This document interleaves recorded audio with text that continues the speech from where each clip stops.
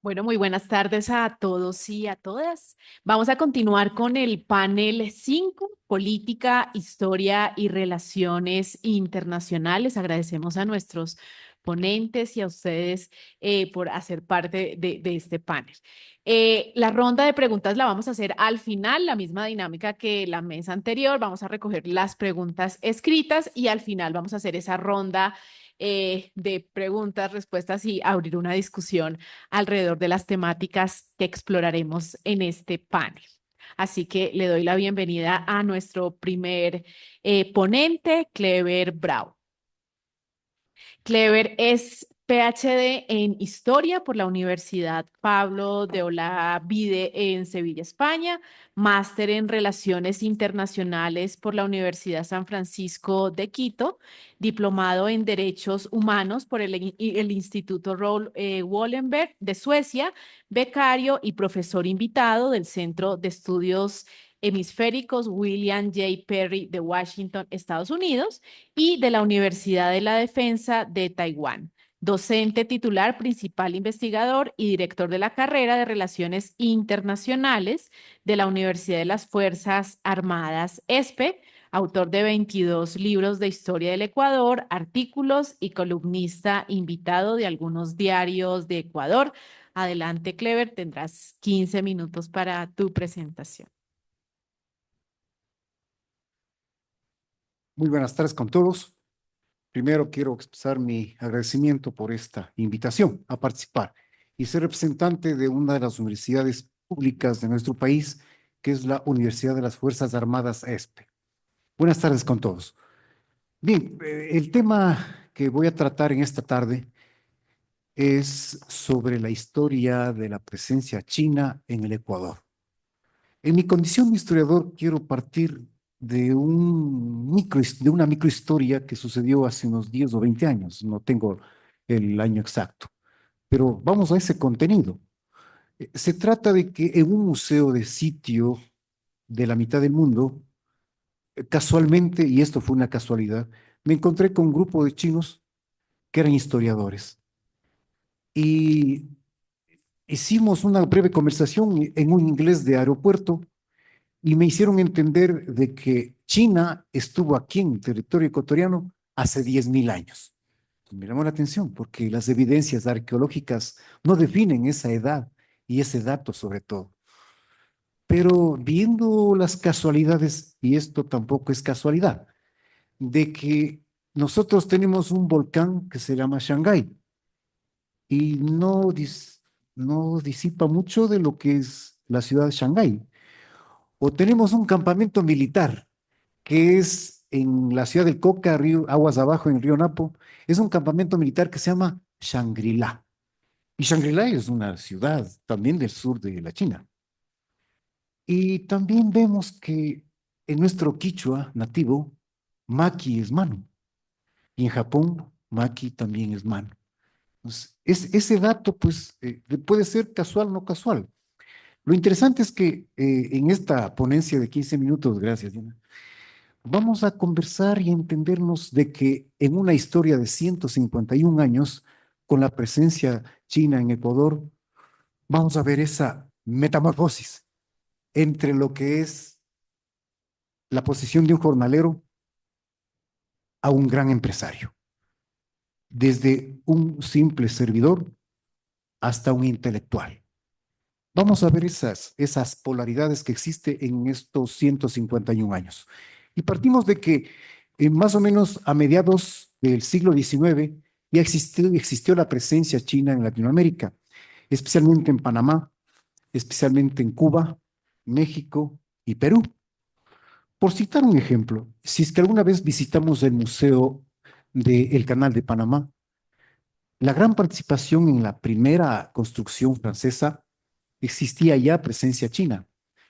Y aquí viene ese dato desgarrador que me impresionó.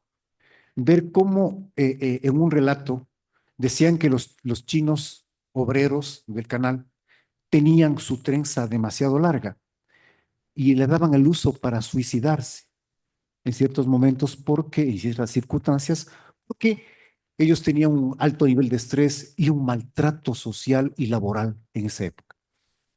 Pues bien, entonces nos trasladamos más a Perú porque en 1848 empieza a haber una gran migración hacia Perú, migración china.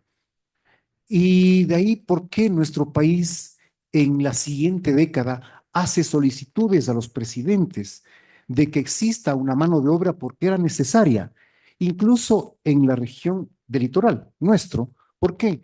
Que los gobernadores de esa época se quejaban de que nuestros habitantes eran vagos y viciosos y que la producción no era la que se esperaba. Y pedían presencia asiática, mano de obra asiática, de la cual era negado, porque recordemos que en la década de los 50 del siglo XIX, uno de los grandes presidentes de esa época fue José María Urbina. Y este presidente pues prohibía el sistema de esclavitud. La presencia de chinos tenía un toque, un matiz de mano de obra barata y una condición de semi-esclavitud. Entonces, la defensa ante esa esclavitud lo tenía el mismo presidente.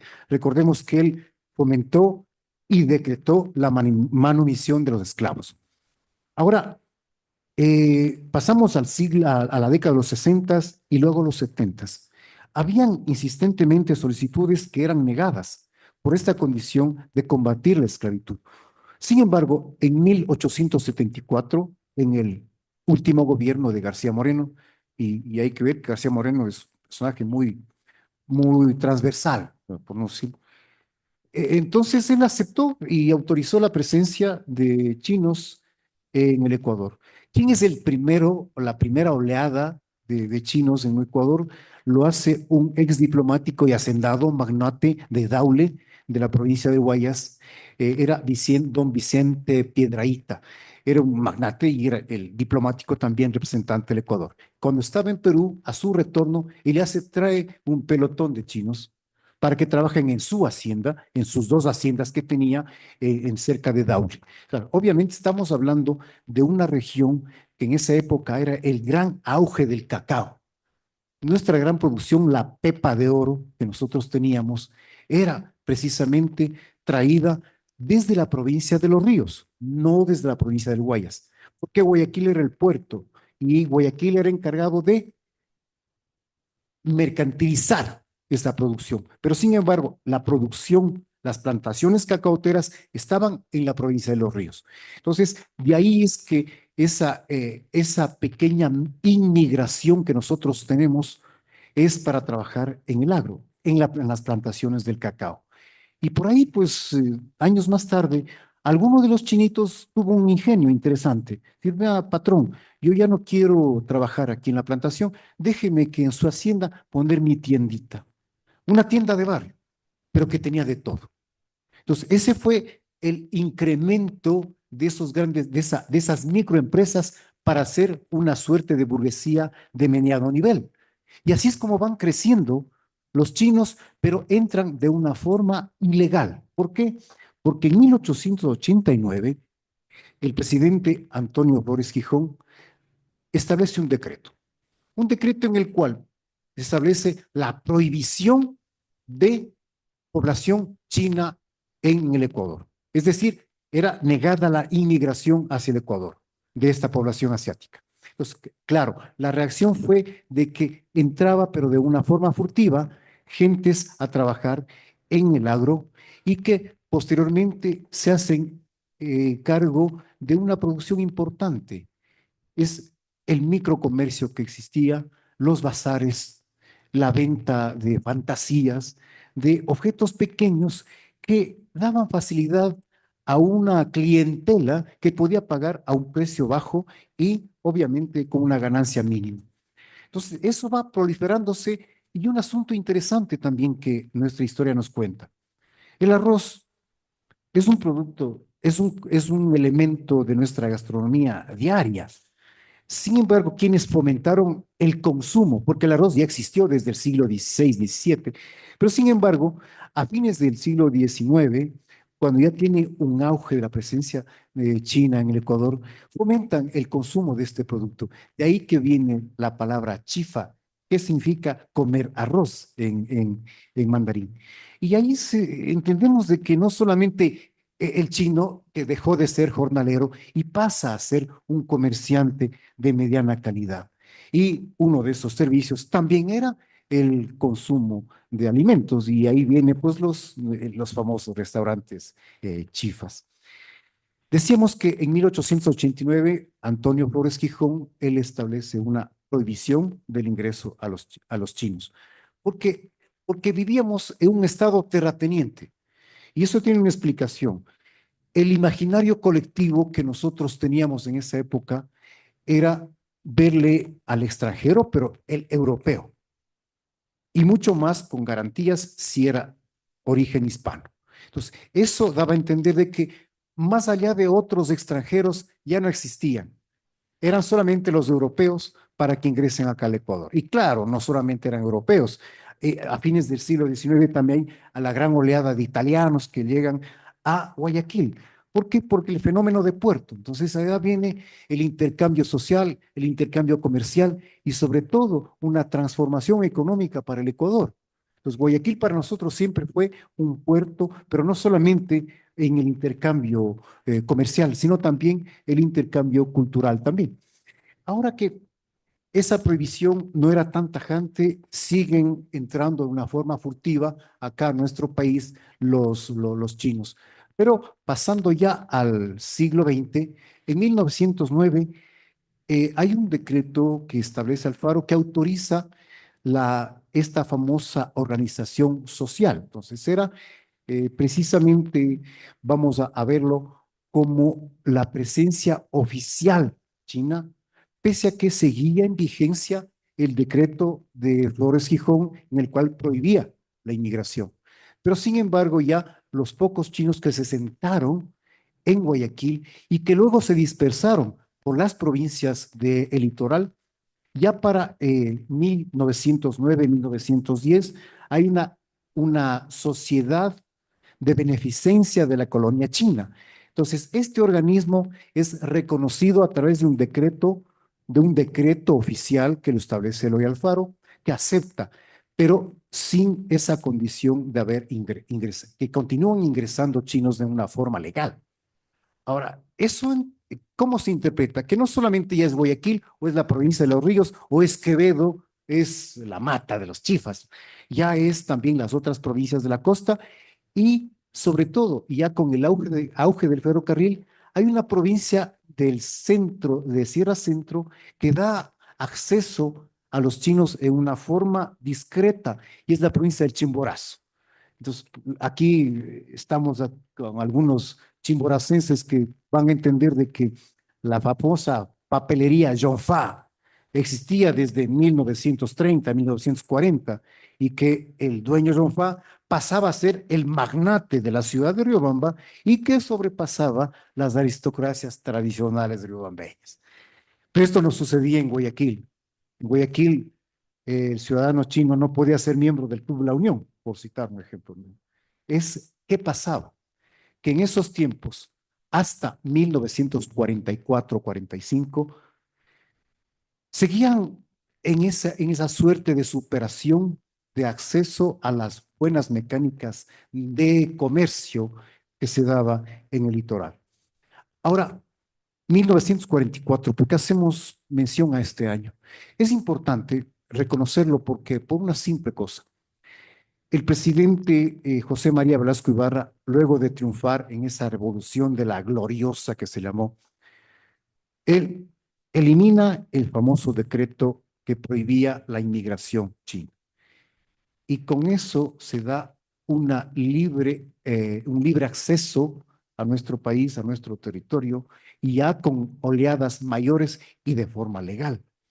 De modo que con ese paso del tiempo vemos que ya se van formando tanto en China como en Ecuador los famosos consulados y se van retroalimentando las embajadas que nosotros vemos hoy en día.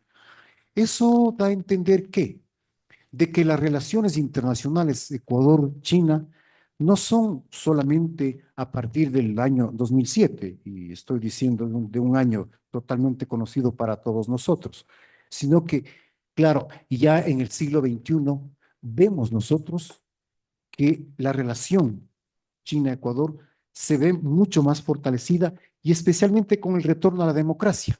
¿Por qué? Porque a partir del año 1982, en el gobierno de Hurtado, pues ya fallecido nuestro presidente Roldós, ya hay un intercambio bastante, digamos que agresivo, ¿no? Pero en el sentido positivo, hay un intercambio comercial, aumenta el intercambio cultural, el intercambio académico. ¿Por qué?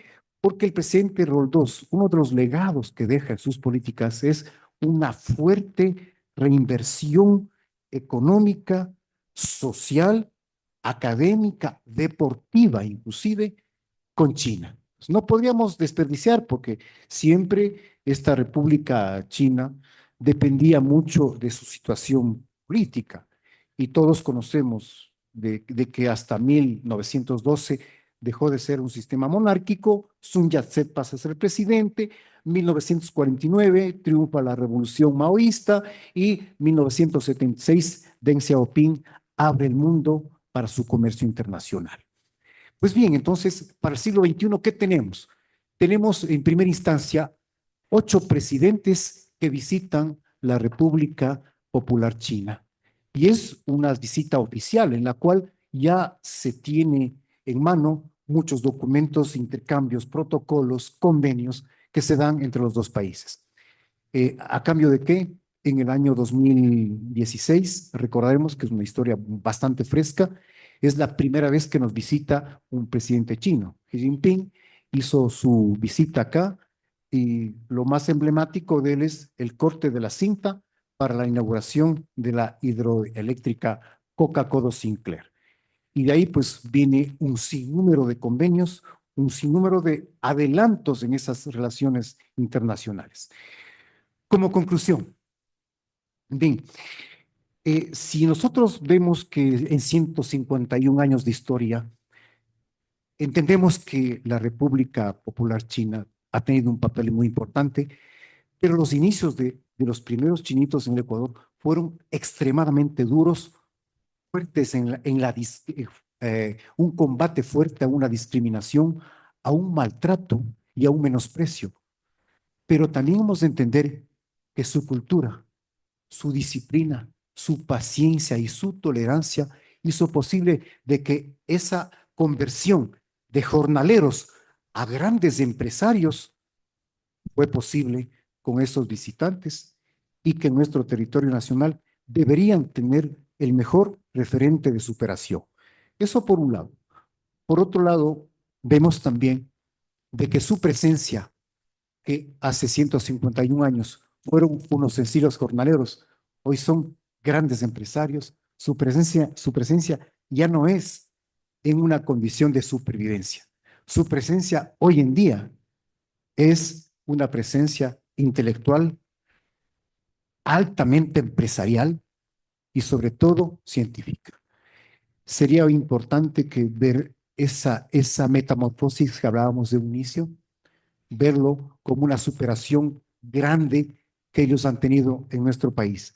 Nosotros de acá felices, viendo los juicios políticos, viendo que el tiempo pasa con esas condiciones de vida, en qué pasará después de 4 años. Muchas gracias.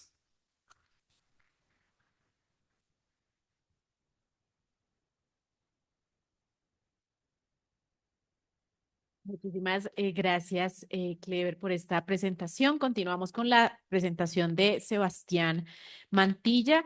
Sebastián es analista político, director del Centro Latinoamericano de Estudios Políticos, editor de la revista latinoamericana de política comparada, columnista del diario El Comercio. Hasta agosto de 2023 se ha desempeñado como profesor y conferencista en varias universidades como Sciences Po, Universidad de Salamanca, Academia de Defensa Militar Conjunta, entre otras. Sus áreas de especialización son democratización y formas de gobierno en América Latina, gobernanza, desarrollo local, relaciones internacionales y estudios estratégicos de seguridad y defensa. Adelante, Sebastián. Gracias. Para mí es un gusto enorme estar aquí. A los tiempos que vengo por Flaxo. Era, digamos, como un habitante muy frecuente de Flaxo. Así es que me ha dado algo de nostalgia volver a los tiempos y ¿por qué no? A tratar un tema que tiene mucha importancia, pero que a veces no se visualiza bien en Ecuador ni en América Latina, como es la presencia cada vez más fuerte de China en la región y en el Ecuador. Quiero agradecer a las organizaciones que están impulsando este evento, Flaxo, el Centro de Estudios Asia China, así como también a la Universidad de San Francisco de Quito. Muchas gracias. Igualmente, Richard, por la invitación. Cheryl, también, muchas gracias. E igualmente al director ejecutivo también de la Fundación Andrés Bello. Muchas gracias. Bueno, yo tengo una presentación que es un poco larga y así es que me van a perdonar que yo pueda o yo pase realmente rápido las primeras diapositivas.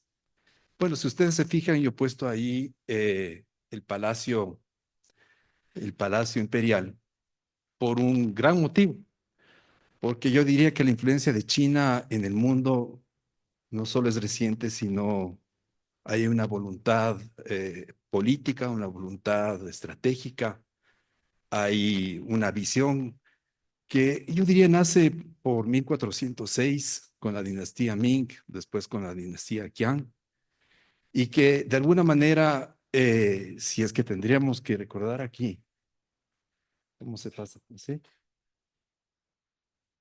No se me pasa. Oh, ya. Y posiblemente aquí no tendría yo que ponerle a Mao Zedong, sino posiblemente más bien a Deng Xiaoping, que fue uno de los personajes claves eh, de, de todo lo que viene luego. Creo que esta no es la presentación que yo le cambié, la última presentación. Por favor, no sé si me puede poner la presentación que es. Esta es una presentación anterior. Me van a disculpar, pero entonces aquí paro en mi 1 minuto 27 segundos.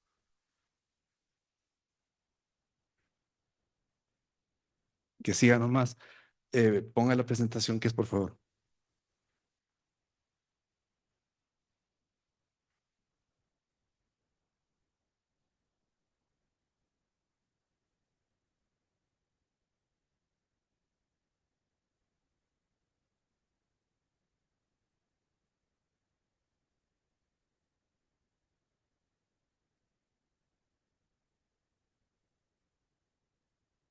Disculparán nomás los problemas de organización, pero no tiene nada que ver conmigo.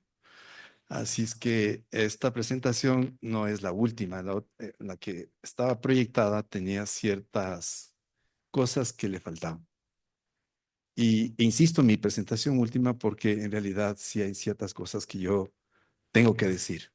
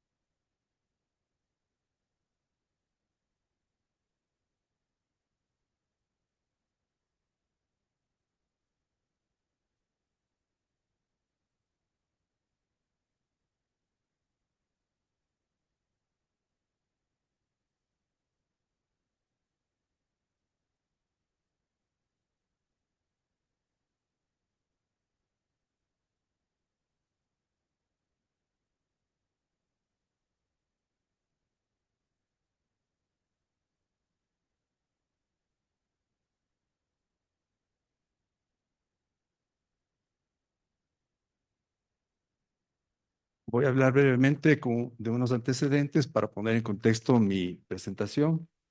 Luego, ciertos temas relacionados con las claves del éxito del modelo chino.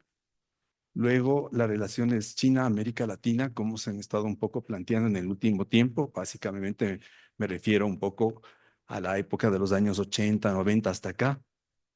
el fortalecimiento chino frente al desinterés de Estados Unidos. Miren ustedes, yo cuando estaba pensando en este tema, yo decía, ¿será desinterés? ¿Será descuido? ¿Cuál será el término tal vez más apropiado para utilizar? Yo le puse desinterés para ser muy diplomático. Y unas breves conclusiones. Que más que nada, miren ustedes, yo lo he enfocado en mi presentación no desde la tecnología, no desde el tema económico, no desde la historia, sino en términos básicamente estratégicos y geopolíticos. El caso de China, como ustedes han podido ver, es un caso único en la historia última de la historia a nivel mundial. Y el surgimiento y la influencia de China a nivel mundial no es casual, o sea, se debe a una serie de motivaciones y razones. Ha sido producto de reformas económicas principalmente que se han aplicado durante las últimas 4 décadas y media. Según, bueno, China fue, como ustedes saben, uno de los países más pobres del mundo. Hoy en día es una de las economías de ingreso medio más sólidas a nivel mundial.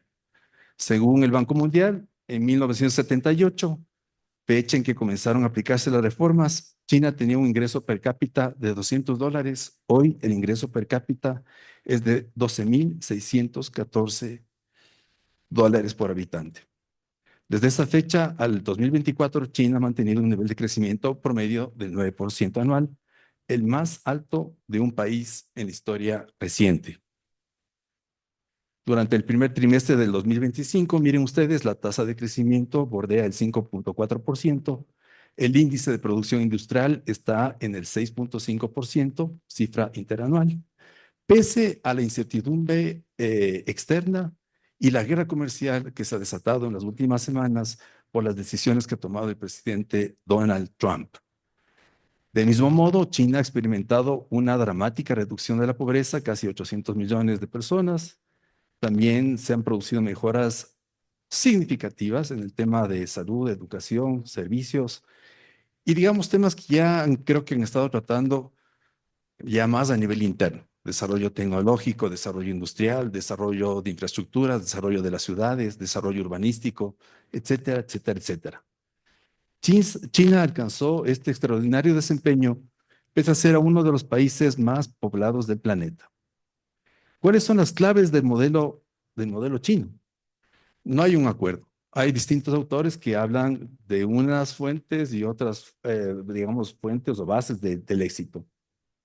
Pero yo sostengo que la producción industrial y las exportaciones de manufactura han sido la clave del crecimiento de China en una fase, en un tiempo, así como también los incentivos de mercado que se han aplicado.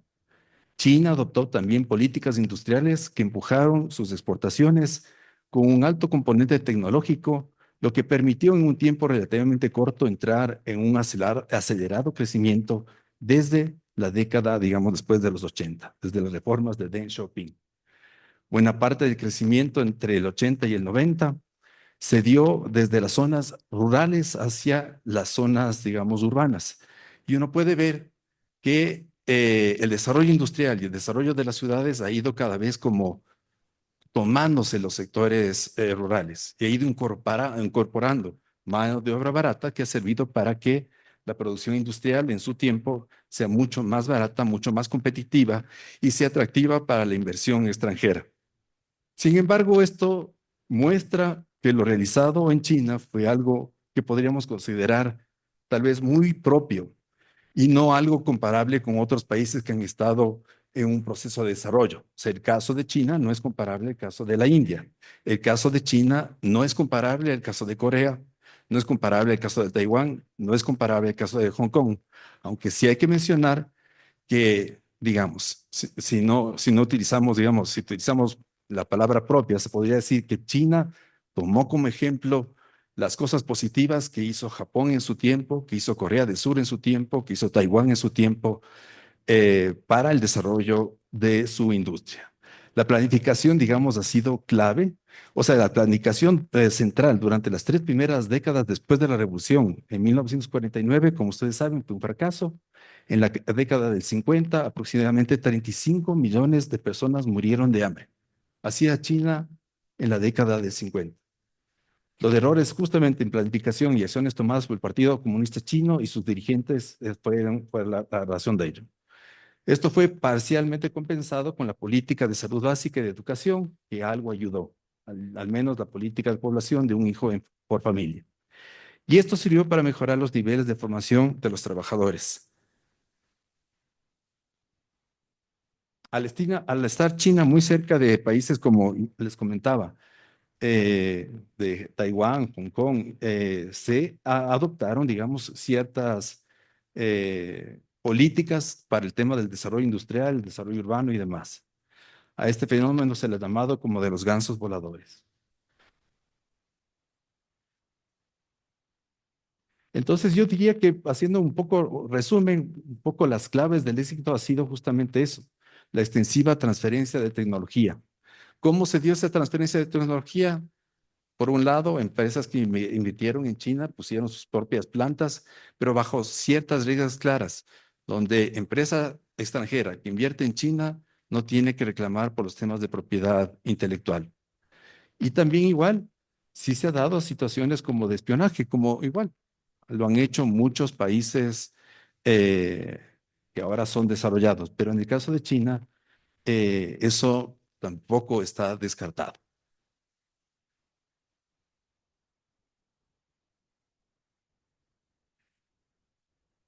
Voy a adelantar porque ya me va a quedar poco tiempo. Una de las claves también del éxito han sido, y no es de espionaje, sino comprar, por ejemplo, empresas de desarrollo tecnológico que habían ya incorporado y sabían, por ejemplo, o conocían, por ejemplo, de temas en un inicio de inteligencia artificial, se apropiaron un poco comprando esas empresas.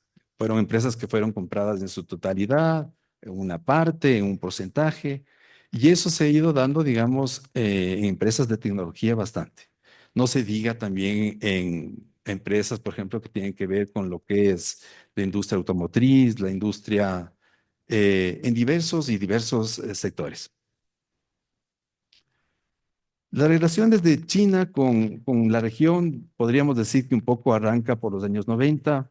Ahí un hito es la visita del presidente justamente chino a la reunión de la APEC, Hu Jintao, en el 2004 y visita Brasil, Argentina, Cuba y en Chile es donde se realiza justamente esta 12ª reunión informal del Foro de Líderes de las Economías del Asia y del Pacífico. Un dato relevante es la publicación, vean ustedes, en el año 2008 del primer documento de políticas concernientes a América Latina y el Caribe.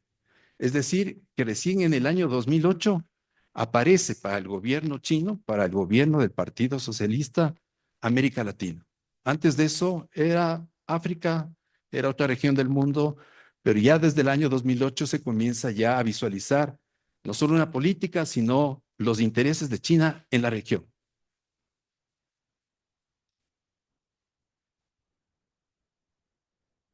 El comercio aumenta, se dinamiza mucho más entre China y América Latina.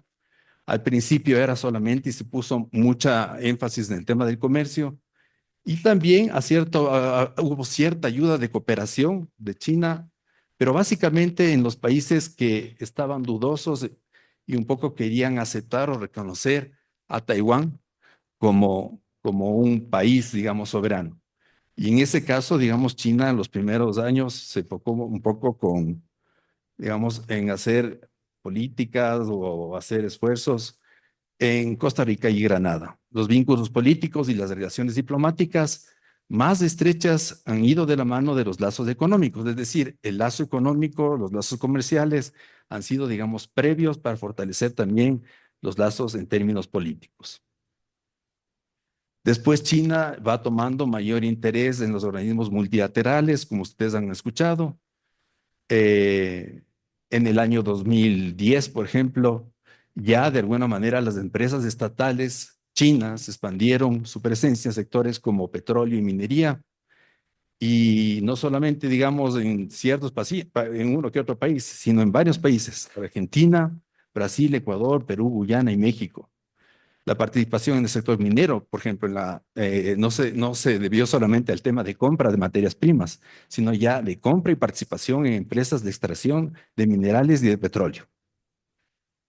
Minerales estratégicos también igualmente, que tienen que ver, por ejemplo, inversiones en Chile, en Argentina, ahora, digamos, igualmente con lo que tiene que ver con el litio, que un poco la industria relacionada con la producción de baterías de litio, digamos, va a ser clave y va a ser estratégico y va a ser, digamos, diferenciador en la industria de la locomoción automotriz de ella mismo, del futuro. Inversiones del sector de electricidad, no solamente complejos fotovoltaicos, sino también en el caso, por ejemplo, de Ecuador. Aquí se hicieron 6 proyectos de hidroeléctricas, 3 en Bolivia, 2 en Argentina, 2 en Perú y 2 intentos en Honduras. El tema nuclear. Bueno, fortalecimiento de China frente al desinterés de Estados Unidos. Este es un tema que yo quería hacer cierto énfasis. Aunque hasta hace algunos años atrás China se había mantenido con una postura siempre de bajo perfil y no desafiante, porque no quería provocar a los Estados Unidos. Entonces, siempre su presencia era una presencia muy modesta, muy, digamos, sin levantar mucho polvo. Eh, Tampoco desafiante. Esto ha ido cambiando a medida que sus intereses se han ido aumentando en la región. Es decir, los crecientes vínculos económicos y de inversión que han ido aumentando en la región. Digamos que hasta hace 10 años China no tenía el deseo ni la capacidad de desafiar la hegemonía de Estados Unidos, pero eso ahora está cambiando.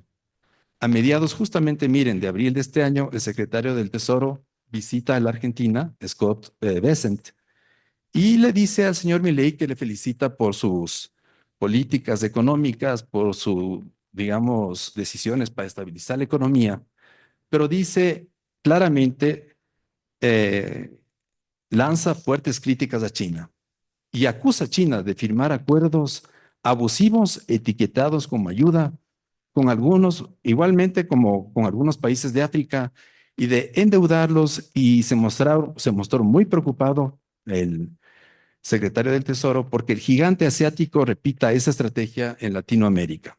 Esto es tomado del diario El País, el día 16 de abril. Es preciso mencionar que el Banco Central argentino acaba de renovar los $5.000 millones de una línea de crédito swap, pese a las amenazas de Estados Unidos con China. Frente a esto, la reacción del gobierno chino ha sido firme. China reivindica su influencia en América Latina frente a Estados Unidos. Algo así no se había escuchado antes.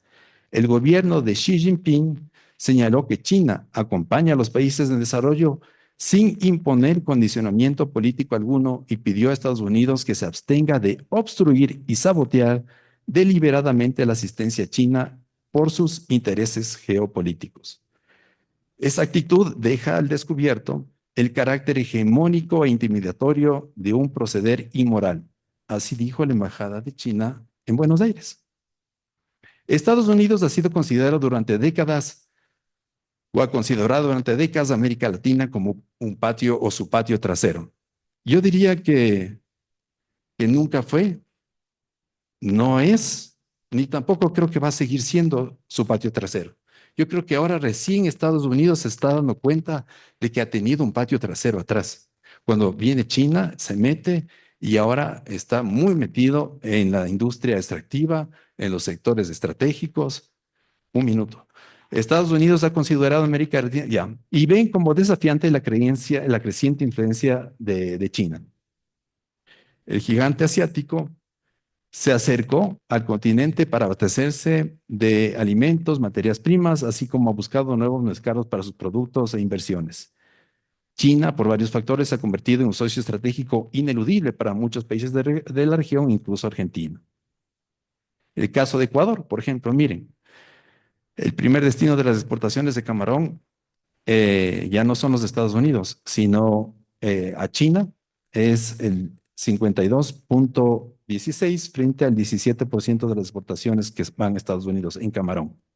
no se diga en temas de petróleo, etcétera. Se ha financiado infraestructuras, carreteras, puertos.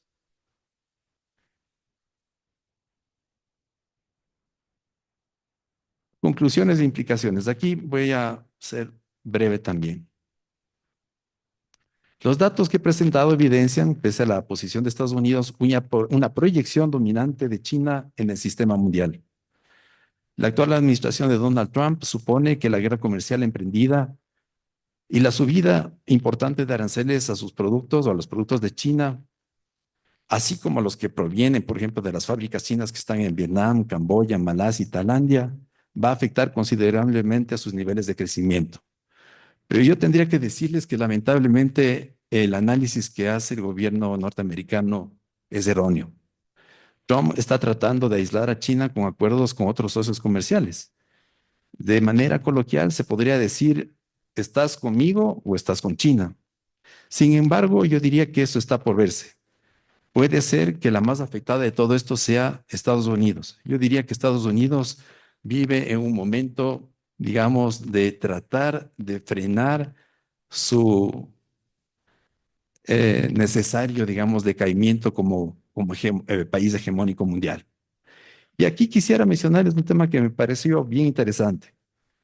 Miren, pese a las amenazas, Milei firmó las líneas de crédito. Y miren las declaraciones de la presidenta de la Comisión Europea. Miren las declaraciones del presidente del gobierno español hace poquitos días a China. Se habla de que Europa, como España, ve al multilateralismo como una opción. Es decir, están viendo ya ahora como socio principal no a los Estados Unidos, sino a China como un socio importante. Claro que eso no es así nomás. Antón Costas, miren, dice en un artículo del País hace pocos días, se preguntaba y decía, ¿qué caminos puede seguir un país para intentar recuperar su liderazgo mundial cuando percibe síntomas de declive de su hegemonía? Que eso es lo que está pasando con Estados Unidos. Citando a un prestigioso economista, historiador, Charles Kindleberger, no, disculpen si no pronunció bien, menciona, cuando un imperio comienza a percibir que los costos de mantener el orden mundial son mayores a los beneficios que le reporta, acaba enfrentándose a un dilema. Elegir entre un liderazgo cooperativo con otras potencias, que podría ser con Europa, o un liderazgo hegemónico obligándoles a que le ayuden a recuperar su poder. Y parecería que Estados Unidos, frente a este dilema, ha elegido el camino del liderazgo hegemónico para hacer de América, o sea, de Estados Unidos, grande de nuevo. El instrumento utilizado, ya terminó, es, digamos, doblar o torcer el brazo de sus socios comerciales con aranceles. Sin embargo, da la impresión, como dice Trump, que la suerte está echada. A Trump le gusta bastante el tema del juego de los casinos. Entonces yo le diría a Trump que la suerte también ya está echada. Los dados ya están lanzados. Y no hay medio que impida la proyección estratégica de China como primera potencia económica a nivel mundial. Es una rueda de molino sumamente pesada, que se mueve lenta y que se está moviendo desde hace varias décadas atrás, que ahora ya es casi imposible pararla.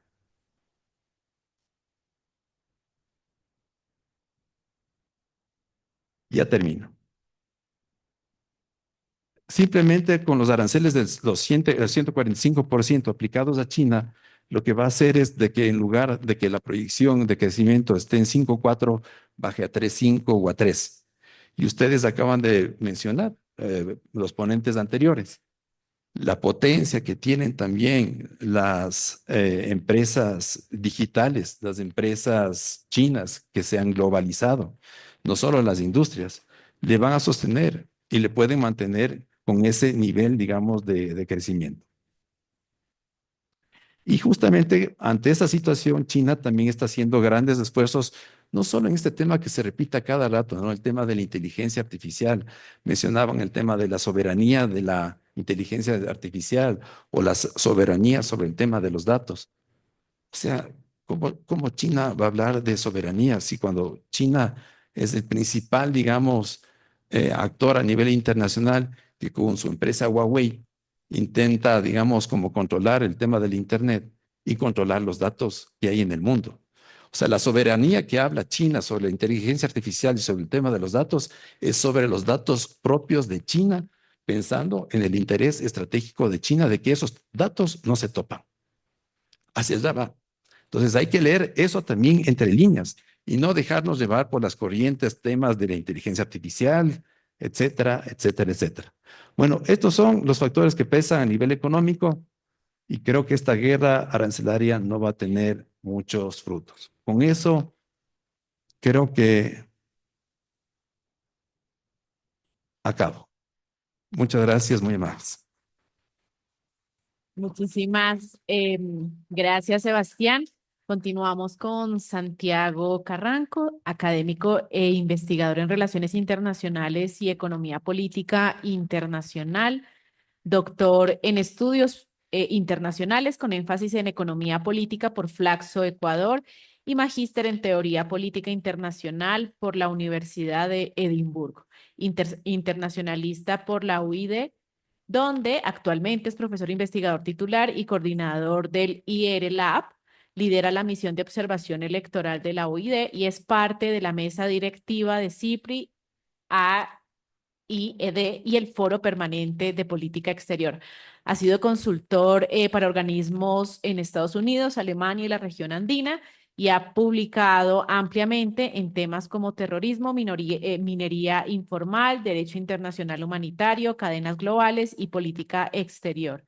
Es autor y editor de libros académicos y su trabajo aparece en la Enciclopedia de Oxford como investigador de RELIAL. Es una figura clave en el análisis de la relación China-América Latina. Adelante, Santiago.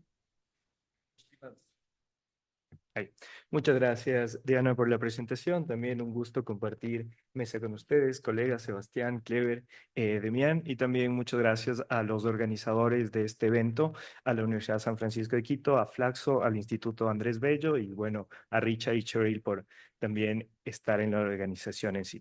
El día de hoy les voy a exponer sobre una investigación que realizamos junto con María Virginia Villacrés, en el cual nos interesó entender cómo fue la recuperación, especialmente de las grandes potencias después de la pandemia de COVID, y esto cómo afectó directamente con las relaciones con lo que nombramos hasta cierto punto países pequeños, pero específicamente con Ecuador y con Perú. Lo que vamos a presentar el día de hoy es justamente cómo se transformaron en sí las estructuras financieras, políticas, económicas y de conocimiento después de la pandemia, centrándonos directamente en China.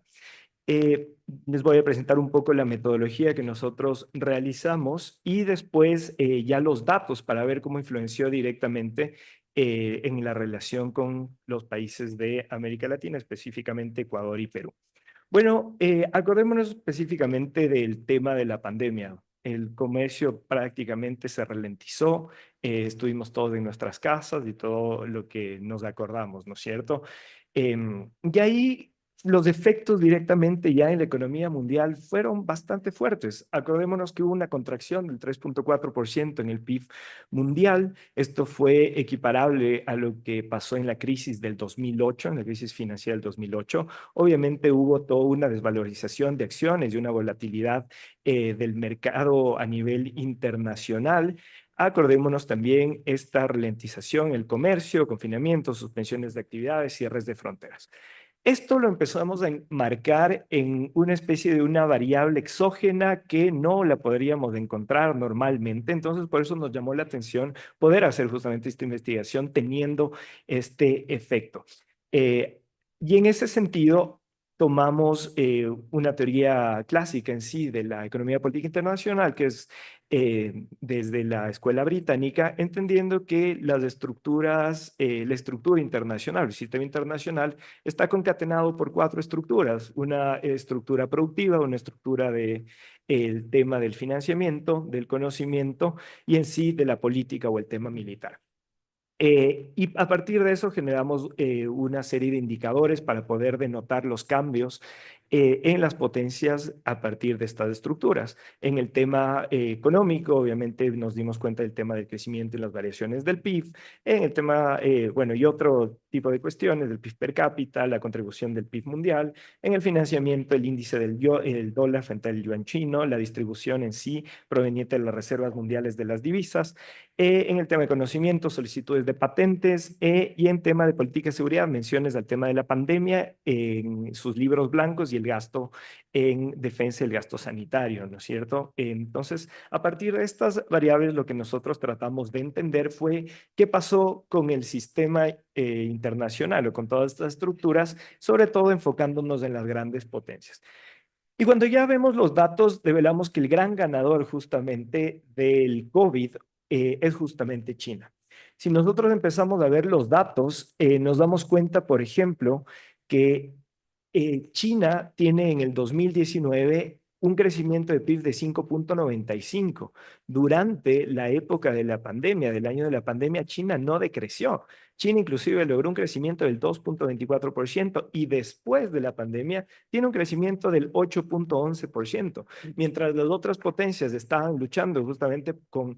sí, muchas gracias. A ver. No, ¿a dónde apunto? Ok, ahí, estamos ahí.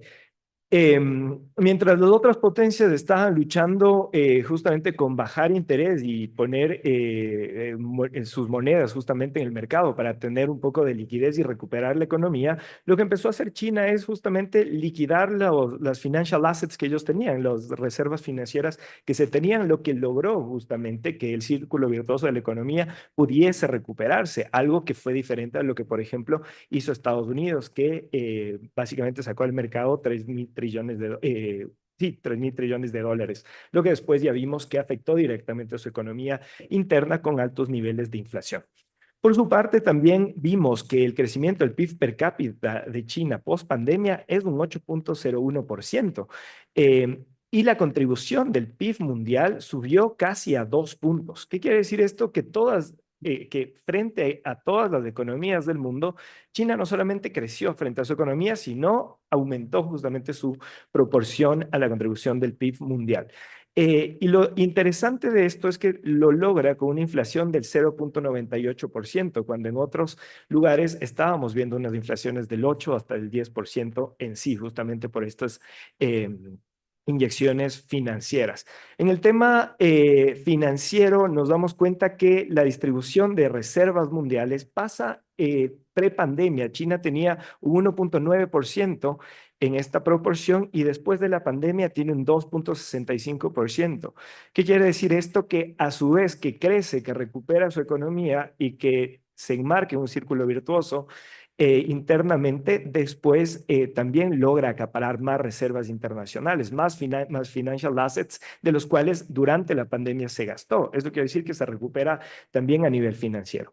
Por el tema del conocimiento, las solicitudes de patente de China empiezan a acrecentarse y obviamente este dato no tiene comparación. El tema de las solicitudes de patente de vacunas de COVID aumenta de 0 a 573%. ¿Qué nos quiere decir estos resultados? Que en efecto, que no solamente China empieza a ser potente en el tema económico, en el tema financiero, sino empieza también a tener, ¿no? Bueno, a tener efectos en el tema de conocimiento. Ahora bien, lo que nos debe interesar directamente ya en nuestro análisis es ver cómo esto afecta a las relaciones directas con Ecuador y con Perú. Y aquí es donde vemos realmente una influencia bastante fuerte durante la época de COVID. Para no simplemente darles un montón de datos aquí, pero las importaciones y las exportaciones de China hacia Ecuador y hacia Perú crecen notablemente después de la pandemia y frente a los otros estados crecen durante la pandemia. En algunos casos, momentáneamente, China pasa de ser del tercero al segundo al primer socio comercial de estos países. Hay también acuerdos específicos del tema de vacunas. De hecho, más del 50% de la población peruana se vacuna con el tema de las vacunas chinas, y en el Ecuador una proporción de más del 30% de personas en sí. Se empiezan a tener después del tema del COVID ya conteos directamente de menciones a esta región en sus libros blancos para ir entendiendo ya la importancia estratégica de esta región en China específicamente. ¿Qué empezamos a ver con este tema? Que lo comercial empieza a irse a lo financiero. Bueno, lo financiero ya sabemos que en Ecuador ya estaba presente, pero durante esta época Perú solicita su primer préstamo hacia China.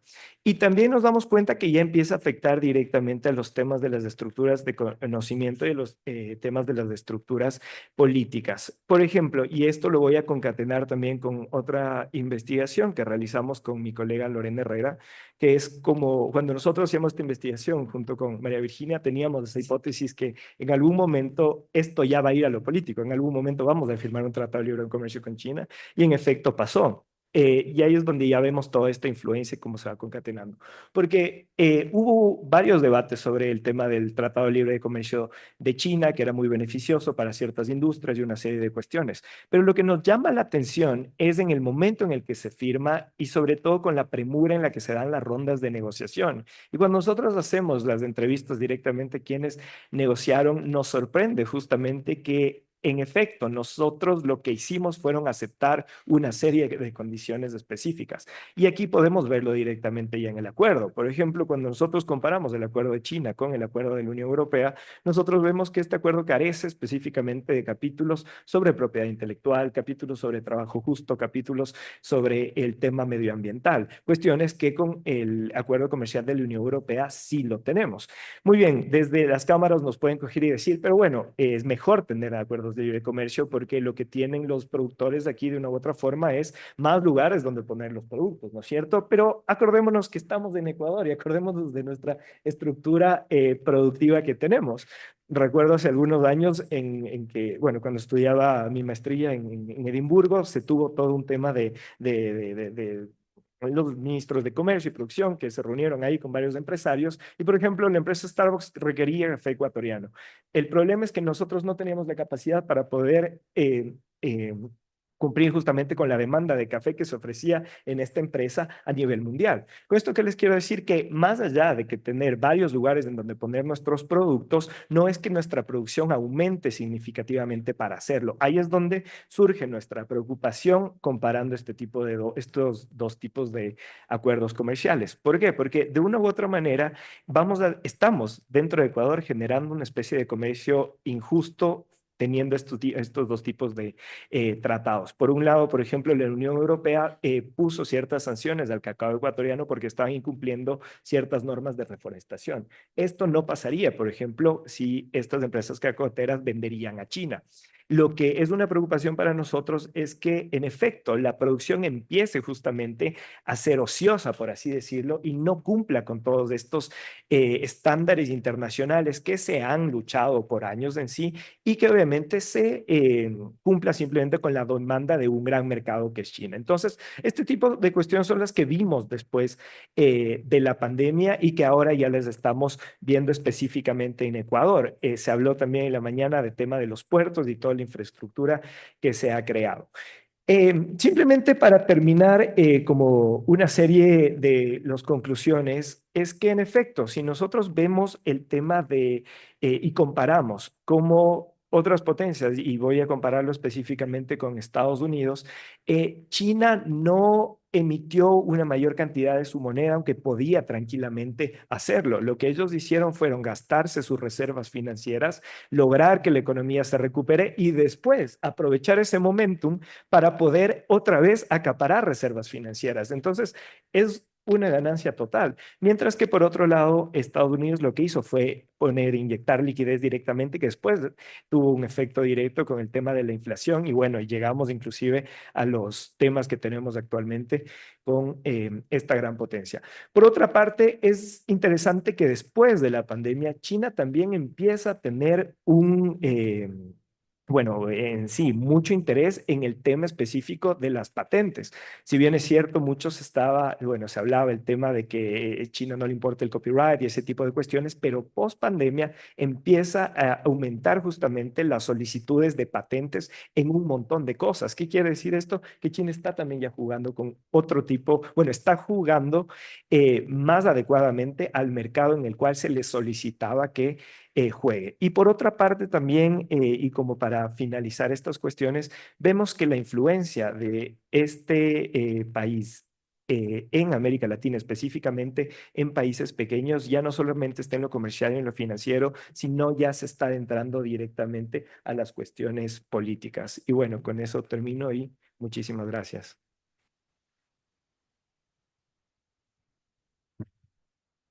Muchas gracias, Santiago, y por el tiempo también. Y finalizamos este panel con Demian Escudero. Él es licenciado en Relaciones Internacionales por la Pontificia Universidad Católica del Ecuador.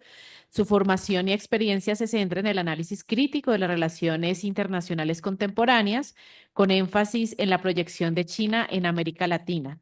Ha trabajado como asistente de investigación en proyectos vinculados al Programa de las Naciones Unidas para el Desarrollo y formó parte del Observatorio Socioambiental de la Inversión China en Ecuador y Latinoamérica.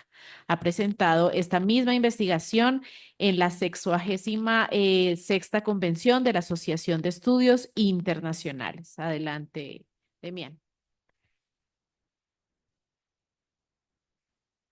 No sé. No sé si me pueden ayudar con las diapositivas, por favor.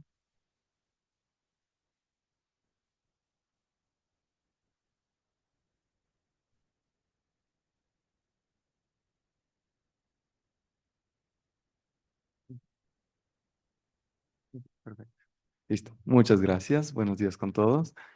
Bueno, en primer lugar, esta investigación se realiza con Carolina Viola y en el marco del Observatorio Socioambiental de la Inversión China en Latinoamérica y el Ecuador. Entonces, para contextualizar un poco en América Latina, China se ha convertido en un actor geoeconómico de gran relevancia. Actualmente es el primer socio comercial de Brasil, Chile, Perú y Uruguay. Y el comercio bilateral entre China y la región alcanzó un estimado de 450.000 millones de dólares en el 2023. Esta relación está intensamente marcada por el flujo de recursos naturales desde América Latina hacia China, principalmente productos como cobre, soja, carne, camarones y petróleo. De hecho, el petróleo latinoamericano representa el 13% de las importaciones totales de petróleo de China. Entre 2005 y 2022, China invirtió alrededor de 150.000 millones de dólares en América Latina, enfocándose principalmente en sectores de energía e infraestructura. A pesar de esta fuerte presencia, su estrategia estaba marcada por el uso de herramientas de poder blando, como comercio, inversión y cooperación, en lugar de mecanismos coercitivos. Esta forma de inserción busca construir un poder estructural que permita a China moldear gradualmente el entorno político y económico de la región. En la literatura académica se ha abordado esta expansión geoeconómica desde diferentes perspectivas. Tenemos autores como Kevin Gallagher, Roberto Porzekansky y Jenkins. Sin embargo, desde un enfoque de la geopolítica crítica y más discursivo, tenemos autores como Agnew, Todd Hile, Routledge y Dalby, que han definido la geopolítica como una práctica discursiva del establishment político y de los intelectuales que permite la espacialización de la política internacional. Es decir, la construcción de representaciones del mundo influenciados por lugares, actores y contextos específicos, así como por las relaciones de poder asimétricas. En este contexto, la construcción del poder geopolítico no depende exclusivamente de lo militar o lo económico, sino también de una hegemonía discursiva sostenida por múltiples mecanismos como es el periodismo, las redes sociales, la televisión, el cine, los intercambios estudiantiles y profesionales. Así, desde 2013, China ha establecido más de 50 institutos Confucio en América Latina y cuenta con medios de comunicación en español como es Chinonet y el Diario del Pueblo. Además, tiene una fuerte presencia en redes sociales, tanto occidentales como no, Twitter, Facebook, TikTok, y existe una gran inversión en internacionalización de la industria cultural en el cine y otros espacios. Así, este trabajo tiene como propósito analizar empíricamente cómo esta estrategia china se refleja o no en el discurso político en América Latina. Y para ello se toma como caso de estudio el Ecuador, un país andino relativamente pequeño, pero que ofrece condiciones idóneas como laboratorio de análisis. Eh, Ecuador ha sido entre 2005 y 2023 el tercer receptor más importante de préstamos chinos en la región, con más de 8.000 millones de dólares en financiamiento. Además, China es el segundo destino de las exportaciones no petroleras del país y ha invertido considerablemente en los sectores petrolero y minero. En 2023, Ecuador firma un tratado de libre comercio con la República Popular de China y desde el 2010 cuenta con un Instituto Confucio en la Universidad San Francisco. A pesar de esta presencia significativa, nuestra hipótesis es que China no ocupa una posición, o más bien ocupa una posición marginal en el discurso político ecuatoriano y que durante las elecciones extraordinarias del 2023 existe una desconexión importante entre la importancia geoeconómica de China y su representación discursiva en el ámbito político nacional. Así, tomamos como momento empírico para estudiarlo las elecciones extraordinarias de agosto del 2023, donde Ecuador llega a las urnas en un proceso extraordinario para elegir presidente y miembros de la Asamblea, debido a la muerte cruzada para resolver una crisis de gobernabilidad. 8 candidatos presidenciales son a quienes se analizarán, quienes estuvieron en la primera vuelta, enfrentando decisiones clave como el Tratado de Libre Comercio con China y las relaciones políticas, comerciales y financieras con el mismo país asiático. En total se analizaron 105 discursos extraídos de entrevistas televisivas, radiales y digitales y también sus planes de trabajo. Estas entrevistas fueron realizadas entre el 12 de junio y el 13 de julio de 2023, que fue la etapa central de la campaña electoral. La investigación adopta un enfoque integral. Utilizamos un enfoque mixto, cualitativo y cuantitativo. Bueno, en la fase cualitativa se examina la postura, la temática que se tiene en las menciones y la relevancia de China en todos los discursos por los candidatos. Así se identifican tanto menciones explícitas como implícitas y se analiza la forma, los argumentos y los objetos de cada declaración. A continuación se aplica un análisis discursivo para revelar tensiones, conflictos y mecanismos de legitimización en torno al tema. Posteriormente se incorpora una metodología cuantitativa basada en el procesamiento del lenguaje natural. Para ello utilizamos la biblioteca Spacy en Python. Esta herramienta nos permite identificar menciones a China, clasificarlas temáticamente y evaluar su importancia semántica a partir de un umbral de similitud. Se aplicó también un sistema de puntuación ponderada para determinar la asignación temática y coincidencias directas. Así, esta asignación temática tiene diferentes puntajes. La primera es coincidencias directas que valen 3 puntos, los patrones valen 2 puntos y una similitud semántica 1 punto, con un mínimo de 8 puntos para considerar un tema como abordado. Se eligió el único paquete en español para tener un mejor afinamiento, que es de Score News IG. Y así, los resultados nos revelan un escaso interés por China en los discursos de los candidatos. De los 105 intervenciones analizadas, solo 16, aproximadamente el 15%, mencionan a China. De estas, 8 mencionan a China de forma directa y las otras 8 lo hacen de forma indirecta. La mayoría lo hacen de forma breve o tangencial. E incluso en los debates presidenciales del 13 de agosto y del 1 de octubre del mismo año, el país asiático no fue mencionado a pesar de que se discutieron temas de relaciones internacionales. Esta ausencia contrasta fuertemente con la presencia de Estados Unidos, la Unión Europea e incluso Rusia, que se mencionan durante los discursos. El caso de China demuestra que, a pesar de su importancia geoeconómica, no se ha logrado insertar plenamente en el imaginario político ecuatoriano. En los planes de gobierno, por ejemplo, el porcentaje de temas relacionados con China no supera el 0.1%. Esto en comparación con las entrevistas donde los candidatos tienen una posición reactiva debido a que los entrevistadores son quienes proponen el tema. Así podemos ver que la lógica ecuatoriana no es una lógica estratégica hacia el gigante asiático. El análisis temático también es importante. Destaca que las menciones se concentran principalmente en el comercio, la inversión y los acuerdos y el TLC, con un menor énfasis en la cooperación o el financiamiento.